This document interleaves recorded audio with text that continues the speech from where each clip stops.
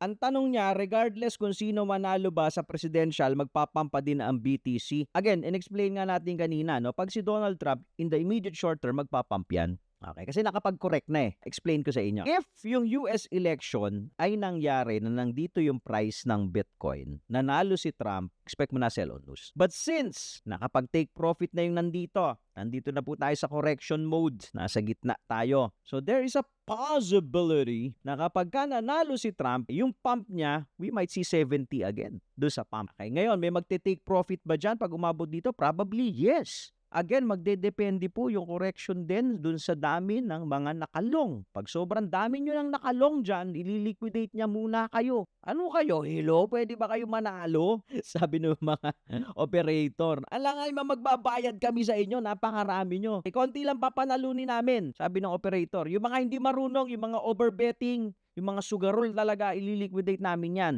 Diba? Yung mga marunong, tama yung lot size. Sige, pwede kayo manalo kasi marunong kayo eh. Pero yung mga overbet, madami nag-o-overbet eh. Niliquidate muna namin yan.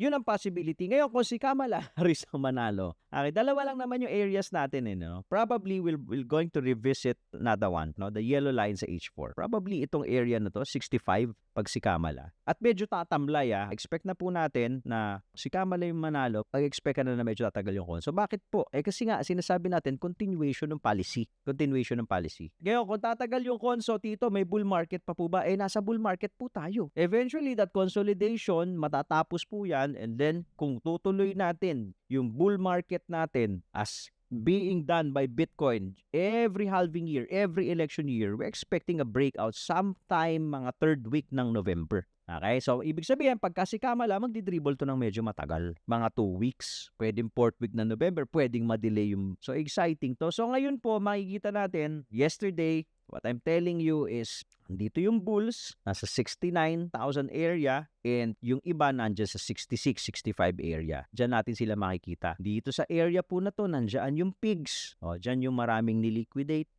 Sige, banat pa rin ang banat. Kahit wala na nga setup, tira pa rin ang tira, nandiyan po yung maraming niliquidate. Sa gitna po na yan. So, madami pong nagte-trade ngayon na nasa sideline lang. Okay, maraming traders na nasa sideline. Nag-aantay na lang sila. Pag bumaba dito, regardless of who wins, magbabounce yan sa technical analysis. Pag umakyat po yan dito, regardless of who wins, pwede umakyat yan sa technical analysis. That's the beauty of TA. Magugulat ka if ang magiging bias mo lagi is the chart. You will understand and you will eventually realize na all of these things are just noise. All of these things, the election, kung ano-ano pa, the CPI, the non-farm payroll, all of these things are just noise. Once na makita mo sa chart, once na ma-master mo yung chart. Follow for more Tito Move.